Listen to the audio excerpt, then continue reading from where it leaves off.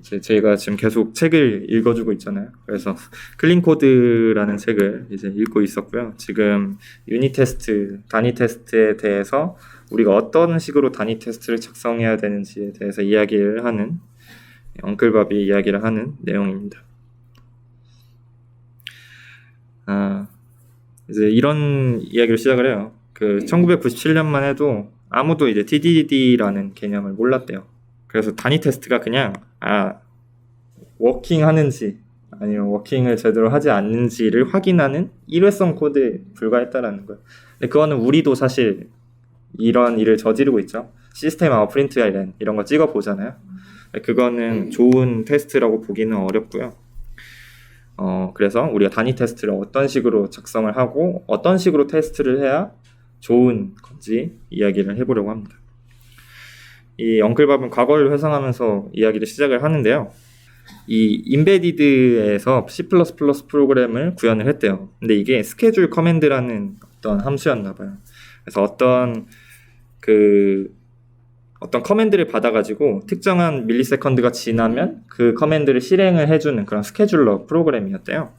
그래서 얘를 테스팅을 해야 되잖아요. 그래서 이 엉클밥이 맨 처음에 생각한 방법이 뭐냐면 키보드로 뭔가 입력을 받는 프로그램을 짰대요.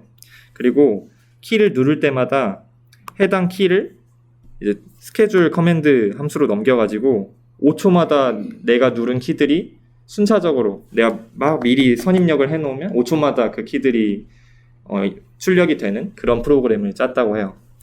그리고 키보드에서 이제 노래 가사를 두들겼대요. 그래서 5초마다 이제 이런 어떤 가사가 나오게 되는 그런 형태의 프로그램을 짜서 5초마다 이제 나오니까 잘 짰네 하고 넘어갔다고 합니다. 그리고 이제 동료들한테도 이거 자랑을 해야죠. 나 짰다. 자랑을 한번 하고 그다음에 테스트 코드를 버렸다고 합니다. 우리의 현실이 이렇죠, 사실. 우리도 이런 식으로 하고 있죠. 근데 테스팅이나 하나 몰라. 네? 테스팅이나 하나 모르겠다. 그것도 안 해. 그럴 수도 있죠. 생각보다 이제 그냥 단순한 입력만 넣고 끝내고 뭐 그러긴 하죠. 그래서 이러한 문제를 해결하기 위해서 나온 게 TDD잖아요. TDD의 법칙을 먼저 세 가지를 이야기를 합니다. 이 TDD라는 것은 뭐 다들 아시겠지만 설명을 하자면 실제 코드를 짜기 전에 이미 테스트부터 작성을 하고 나서 개발을 하는 방법론입니다. 근데 이거는 이제 단순한 규칙이고요.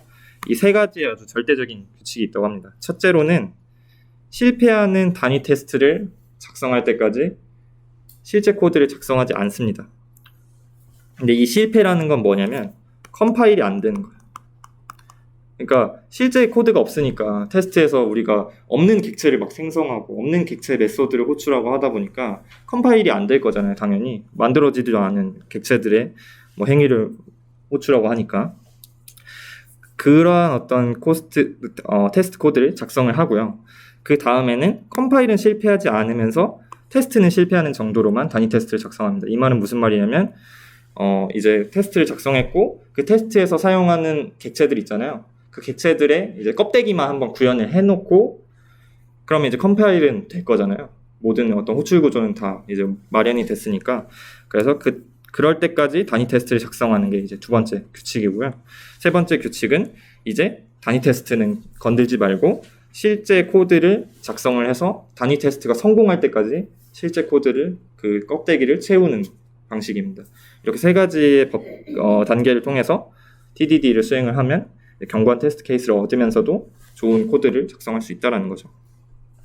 근데 이렇게 할 때는 사실 TDD가 현업에서 조금 욕을 먹고 있다고 해요. 왜냐하면 TDD를 제대로 수행하기가 좀 어려워서 무슨 문제가 나오냐면 이 테스트 케이스가 너무 방대해져요.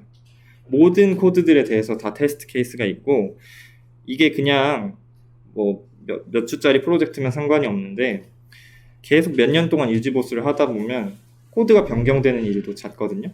그럴 때마다 테스트 코드도 변경을 해야 되는 일이 발생하게 됩니다. 그래서 이런 심각한 관리 문제를 유발하게 된다고 해요.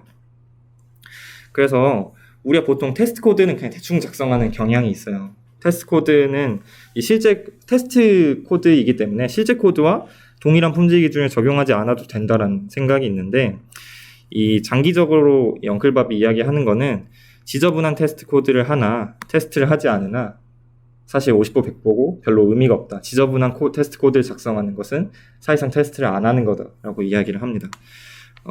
왜냐하면 실제 코드가 바뀔 때 테스트 코드도 변해야 되기 때문이에요. 그래서 유지보수성이 강력한 테스트 코드 역시 작성을 해줘야 된다라는 거고요. 실제 코드 못지않게 중요하다. 그러니까 우리는 잘해야 된다라고 이야기를 합니다. 테스트 코드를 깨끗하게 유지하지 않으면 결국은 잃어버린다라고 하죠. 그러니까 유지보수가 안 되니까 그 유튜브에 뭐 그런 영상이 있어요. 어떤 주니어 프로그래머가 막 유지보수 하면서 요구사항에 맞게 코드를 짰는데 테스트에서 오류가 나는 거야. 근데 주니어는 프로그래머 그게 잘 뭔지 모르니까 테스트 코드를 지워버리고 테스트를 수행한 다음에 테스트 패스했네 하고 시니어 프로그래머한테 그 리퀘스트를 던지는 그런 어떤 유튜브 영상이 있었거든요. 근데 사실 그런 게 현실에서도 어느 정도 동작을 이렇게 실제로 일어나고 있는 일이라는 거예요. 왜냐하면 테스트 케이스 자체가 복잡해지면 우리 유지보수하기가 굉장히 어려워지게 됩니다. 그런데 또 테스트가 잘 작성돼 있으면 유지보수를 정말 하기 쉬워지는 이유가 되기도 해요. 왜냐하면 우리가 막 코드를 엄청나게 복잡한 모듈을 변경을 했을 때 그 코드가 내가 변경했는데 갑자기 모든 시스템이 무너져 버리지 않을까? 이런 두려움이 있을 수 있잖아요. 근데 테스트를 통과한다면 그러한 어떤 보장은 어느 정도 되는 거니까 테스트 코드가 있을 때 변경이 두려워지지 않게 되고요. 네, 그래서 이런 이야기를 하고 자동화된 단위 테스트 슈트는 이제 아키텍처와 설계를 깨끗하게 보존하는 열쇠이다라고 이야기를 합니다. 그래서 이중 표준에 대한 이야기를 해요. 테스트 코드를 우리가 어떻게 작성을 해야 되는가에 대해서 이야기를 하는데 분명하게 짚고 넘어가야 될 것은 이 테스트 API 코드에 적용하는 표준은 실제 코드랑은 분명 다르다라는 거예요. 이건 무슨 말이냐면 실제 코드만큼 효율적일 필요가 없어요. 실제 환경이 아니라 테스트 환경에서 돌아가는 코드이기 때문이에요. 예를 들어 인베디드 시스템을 테스팅한다. 거기 안에 들어가는 프로그램 테스팅한다. 인베디드 같은 경우는 메모리를 효율적으로 사용해야 되는 문제가 있거든요. 테스트 코드 같은 경우에는 메모리를 막 써도 됩니다. 어차피 바깥에서 그 프로그램을 테스트할 거기 때문에 그런 식으로 이중 표준을 활용을 하는 게 좋다라고 하고요. 그리고 여기선 이제 조금 실용주의적인 이야기를 하는데 이 환경 제어 시스템에 속한 테스트 코드래요. 이 하드웨어에 set temperature하고 way to cool 하면 이제 그 컨트롤러가 어떤 하드웨어 상태를 변경하게 되고요. 그리고 이제 그러면 히터가 켜져 있어야 되고 블로어가 켜져 있어야 되고 쿨러는 꺼져 있어야 되고 뭐 하이템프 알람은 꺼져 있어야 되고 그리고 로우템프 알람은 켜져야 되고 이런 식으로 어떤 그 인베디드 시스템에서 온도에 따라서 뭔가 작동하는 그런 시스템인가 보죠. 그걸 이제 테스트를 하는 그런 코드입니다. 근데 이 엉클밥은 이것조차 너무 보기 안 좋다라고 생각을 했나봐요. 굉장히 실용주의적인 이야기입니다. 그래서 어떻게 했냐면 이런 어떤 함수를 만들었다고 해요. 뭐냐면 true면 대문자, false면 소문자로 반환하는 어떤 getState라는 함수를 만들었다고 합니다. 테스트를 위해서. 그래서 이 getState는 이런 식으로 생겼어요. 어떤 히터가 켜져 있으면 대문자 아니면 소문자 이런 식으로 만들어가지고 이러한 getState를 이용해서 assert equal을 하면 이것이 이제 이 시스템에 대해서 어느 정도 이해한 프로그래머들에게는 훨씬 가독성이 좋다라고 판단을 할 수 있었나 봐요. 그래서 이런 식으로 이중 표준을 적용을 해서 테스트 코드를 작성하는 것은 나쁘지 않다라는 이야기를 합니다. 그래서 예를 들어 이런 식으로 있는 거죠. 뭐 쿨러와 블로어를 이제 너무 뜨거울 때 꺼져 있는지 확인한다. 그러면 이런 식으로 이제 그냥 코드를 작성한다라는 거죠. 각각의 어떤 상황에 대해서 실제 각각의 모듈들이 어떤 식으로 동작을 하고 있어야 되는지 대문자와 소문자를 이용해서 그런 것들을 구분하는 형태로 테스트 코드를 작성했습니다. 그리고 또 하나 우리가 주목을 해야 될 것은 이런 식의 우리 스트링 만들어내는 거는 사실 굉장히 비효율적인 방법이에요. 진짜 실제로는 뭐 스트링 빌더나 스트링 버퍼 이런 거를 활용을 해서 이 컨캐트네이션 연산 대신에 어펜드 메소드들을 활용하는 게 더 좋은데 보기에 흉하대요. 이 말은 테스트 코드에 우리가 이중 표준을 적용할 수 있는 이유 중에 하나죠. 그래서 테스트 환경은 실제 환경과 다르니까 좀 자유롭게 테스트 코드를 작성하되 그것이 유지보수성을 해치지는 않아야 되고 좀 어렵죠. 근데 하여튼 이런 식으로 적용할 수 있어야 된다고 합니다. 이게 충분히 크지 않으면 차이가 없어. 네. 차이가 없어. 상당히 커야 우리가 일단 10단계 정도 네. 가야 좀 차이가 나거든. 네. 그래서 물론 이제 테스트 코드도 속도가 빠른 건 당연히 좋지만 이런 부분에서는 어느 정도 타협을 할 수 있다라는 거죠. 그리고 또 다른 원칙 중에 하나는 테스트당 어서트 하나를 쓰라고 하는 게 원칙이라고 하는데, 근데 여기에 대해서 이제 엉클밥은 막 극단적으로 이야기를 하고 싶진 않나 봐요. 그러니까 어서트문을 단 하나만 사용해야 되는 그런 학파가 있다, 그렇게 주장한 학파가 있는데 이게 개인적으로 약간 가혹한 규칙이라고도 생각이 된대요. 근데 장점이 있대요. 뭐냐면 결론이 하나라서 코드를 이해하고 쉽게 빠르게 이해할 수 있다라는 건데, 이게 문제가 뭐냐면 많은 테스트를 분리를 시키게 되는 또 문제가 발생할 텐데요. 왜냐하면 하나의 테스트 케이스에서 단 하나의 값만 확인을 해야 되기 때문에 수많은 테스트 케이스를 작성을 하게 돼야 되는데 그런 것들은 중복되는 코드가 많아질 수 있는 위험이 생긴다고 합니다.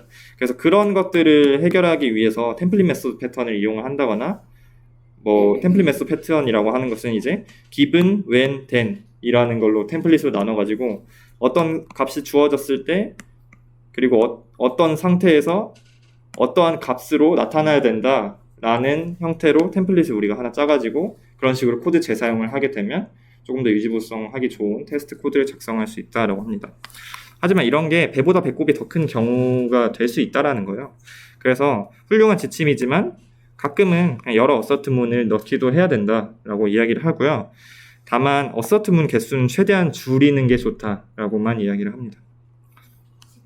저분이 챕슨 4에 데이터 드리븐이 나와가지고 네. 그냥 CSV 같은 파일로 아, 대량 네. 데이터를 한 방에 넣어버릴 수 있어가지고 네, 맞습니다. 지금은 하면 저분 말씀 조금 이제 많은 양의 데이터가 들어갈 때는 해결이 되고 맞습니다. 그래서 이 안 좋은 이제 사례 중에 하나예요. 뭐냐면 이 뭐 시리얼 데이트라는 날짜와 관련된 어떤 클래스가 있는데요. 거기서 이제 D1을 2004년 5월 31일로 그 초기화를 했나 봐요. 거기서 D1에서 지금 add months를 한 경우입니다. 5월 31일에서 한 달을 더하면 6월 30일이 돼야 될까요? 7월 1일이 돼야 될까요? 이건 참 어려운 문제인데 여기서는 이제 6월 31일이 돼야 되나 봐요. 6월 30일이 돼야 되기 때문에 이런 식으로 어설트 이퀄을 호출을 한 모습을 볼 수 있고요. 그 다음에 D1에서 두 달을 더했어요. 그러면은 7월 31일이 돼야겠죠. 5월 30일에서 두 달 더했으면.